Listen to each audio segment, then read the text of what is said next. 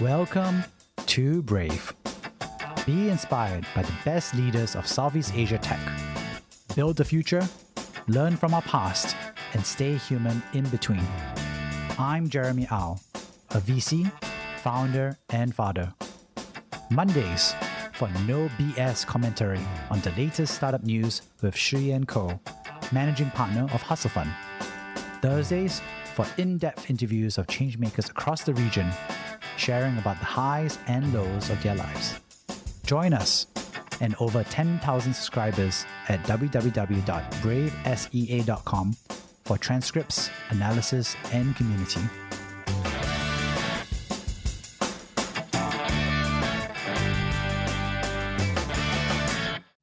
I've been spending a lot of time thinking about digital avatars. A year ago, I learned that Teresa Teng, which is one of the most famous singers in China and Hong Kong, was, quote unquote, resurrected in a virtual hologram 27 years after death. The SCMP, Chinese newspaper video, actually showed and demonstrated that video, which showed her singing and reacting to the listener. And I was thinking to myself that quite clearly, the family has sold the digital rights to her persona, her looks, her voice, even though she is gone, right? And I think over time, I've discovered that there are many other characters that really have had some form of that digital right to their whole person, their face that has been sold. So, for example, Darth Vader, right? It was played voice-wise by James Earl Jones. That being said, James Earl Jones does not actually own his voice for Darth Vader because technically that voice is owned by Lucasfilms, which has been acquired by Disney. What's interesting that those rights were not very monetizable in the sense that obviously there were, CDs, they were going to be musical recordings, so these are rights that were there in terms of presence, but never tried to sell the right of their whole presence, right? Their personality. And isn't that kind of crazy? Like, I sold the rights to my voice and my face, and actually, without understanding it, I also gave implicit permission, which I'm sure everyone's going to have a big fight over in 10 to 20 years over law. But it was the soul, the personality, the spirit of that person also sold in those rights, which is really interesting because it's not just a voice, it's not just a face, but it's really the whole personality and so forth. And the reason why that's relevant is because, I remember someone complained to me that in the second trilogy of movies, there was never a reunion of the three main characters in the first trilogy, right? Which is Luke Skywalker, Princess Leia, and Han Solo. Which makes sense. I mean, they couldn't make the times work, they couldn't make the script work. And also, unfortunately, Leia, has passed away, right? And so there's an interesting dynamic, obviously, that she has come back actually in some form and fashion. Once she came back DH, she was a CGI, and her rights honestly have been sold to her descendants, right? My prediction is that there will be a reunion of Luke Skywalker, Princess Leia, and Han Solo. Is this going to happen in 10 years, 20 years? But it's going to happen, and one may be real, and the other two may just be CGI, right? And it's going to be like a mind-blowing moment for everybody because you're going to see dead actors act, and that's going to be obviously great because actually that's what people want. People want that those characters, they want those characters to come back, and there's no limit to content people are willing to buy, especially if you're a super fan, right? And obviously people who are not fans can choose to simply not watch that content. So with that digital AI content, effectively the cost production is effectively zero, right? Because once you have the avatar, etc., you just have to put scripts, put scenes, put counterparts, and the cost of production really goes down for these famous actors because they used to charge and bill for their time, right? And time is relevant for a human, but time is not relevant for an artificial intelligence or more importantly, an avatar that you're just, adjusting on screen. And that's being done by 20, 30, 50, 100 animators, script writers, etc., but they're all relatively commoditized. What that means is that Hollywood is going to have much more nostalgic films over time as they bring back old characters, right? Can you imagine? There's so many folks that have passed away. You could have Saruman come back, right? You could have all these great characters. You could even have Charlie Chaplin come back, right? And he'll just be in 2D color, or it can be in 3D, VR. All these characters can come back infinitely, and they can also infinitely interact with you. And so that kind of creates some crazy ideas that, it got me brainstorming here, right? But, obviously we talked about it once with a previous episode with Shu Yan, but, you could create like an, love relationship partner avatar of BTS, right? So many fans of K-pop would love to have a relationship. There's already a game where you pretend to be the manager of BTS, but imagine now you could actually have a companion who is still young. He's still, 17 years old. You're also 17. Then you kind of like have that relationship, and then you become 21 years old. He also becomes 21 years old, and he's also learning and adjusting and so forth. Like there's a crazy relationship you can build BTS that's just totally independent of the actual human, but you could have that one-on-one relationship that every fan wants, right? Because it's something called the parasocial relationship, which is you believe you have a social relationship with them, but you don't. But you can actually make it social with the avatar of them. So the rights go to, and the economics go to those who have strong brands around their personal presence and body. The other end, of course, is that as a result, these movies are going to squeeze out, unfortunately, human actors, right? Human actors who are relatively commoditized.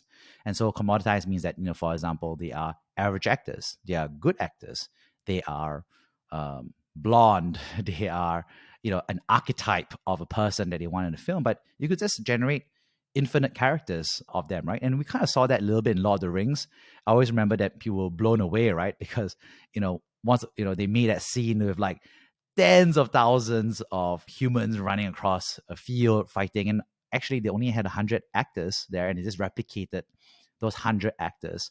And so it's kind of crazy, because if they had to make that movie, and I've seen some Chinese, war movies where they literally hired 10,000 extras. There were 10,000 jobs that were made for that month, right? Actually, this happened in the movie for the Napoleon Wars as well, right? Where the Russian folks were actually acting in that movie. So now you only have 100 actors for 10,000, and now you effectively have 0 actors human for like 10,000, 100,000, infinite, right? And we see actually some versions of that right now. There are now companies that have come out and startups that are building, a lower resolution of that, which is called NPC as a service, right? So basically they can create infinite non-player characters that can be slotted into your story, slotted into your video game. They have a totally digital likeness, totally unique, not based on any human, totally unique voice, and totally unique script, right? That they generate with a backstory based on the seed.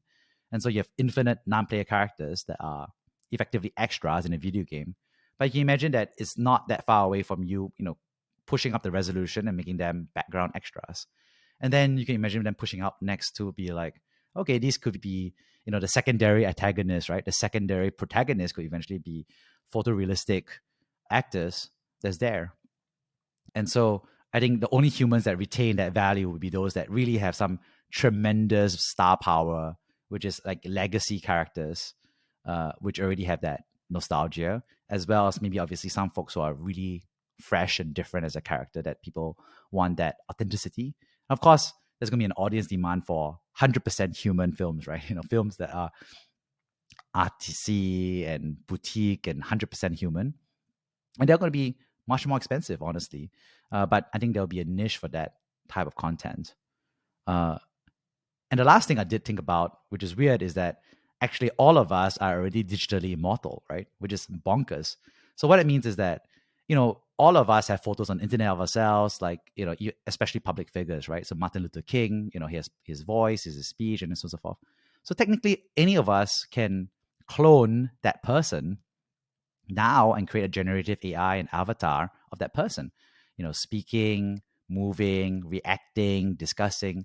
And so anybody who has any kind of public presence on the web, effectively, you can create a hologram of that person.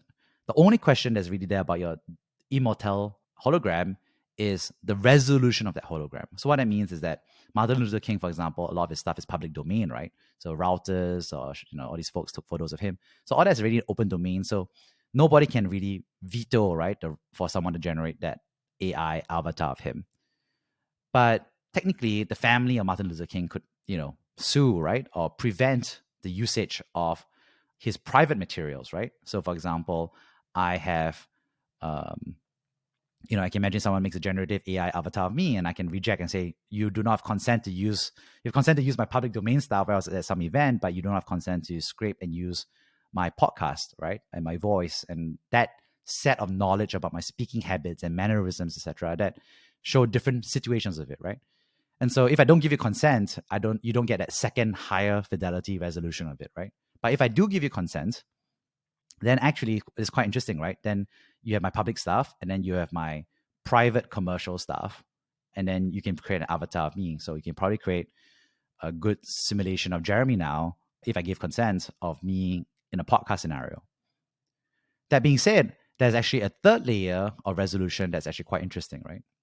Which is that, do you give consent to the private materials, right? So if I gave you my WhatsApp, my search history, my Drive, Google Drive, the stuff I read, right?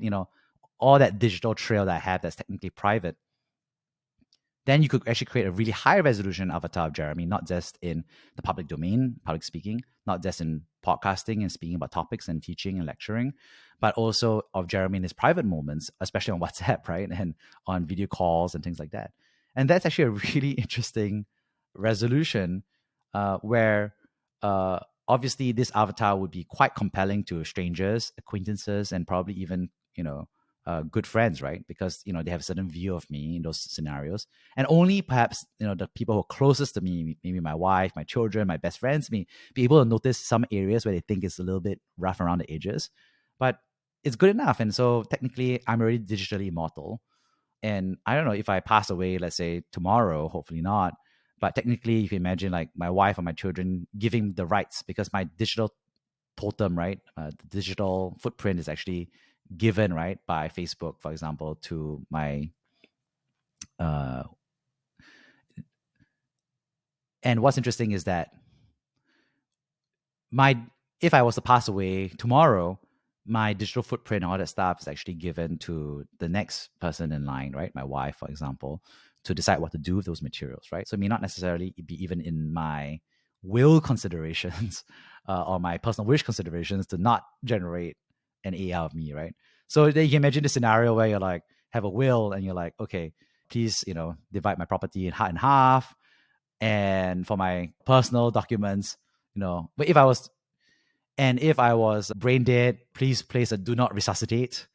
And if I die, please do not use my electronic communications and give it to somebody else to make a digital, immortal hologram of myself, right? I think that's actually something that, wills will have to do eventually. So I think this digital avatar as a result, to summarize, is really crazy because it's not just the voice, it's not just the face, not just the video, but it's really, the spirit, the soul, right? And that's going to come out more in terms of displacing a lot of folks in the entertainment industry, pushing a lot of power, I think, to brand owners, but also going to trickle into new monetization opportunities, but also I think trickle into the personal domain where everybody has to make a decision about whether you allow anybody to generate a level 1 or middle resolution or very high fidelity resolution of your personality and soul.